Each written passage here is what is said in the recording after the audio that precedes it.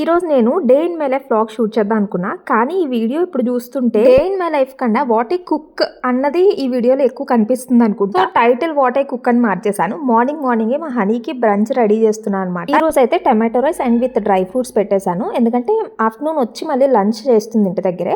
ఇంకా తను school drop చేసి మా హస్బెండ్ బ్రేక్ఫాస్ట్ అయితే everyday Java with boiled egg dry fruits అది తింటారు. ఆయనకి అది ఇచ్చేసి నేను కూడా టిఫిన్ చేసేసాను.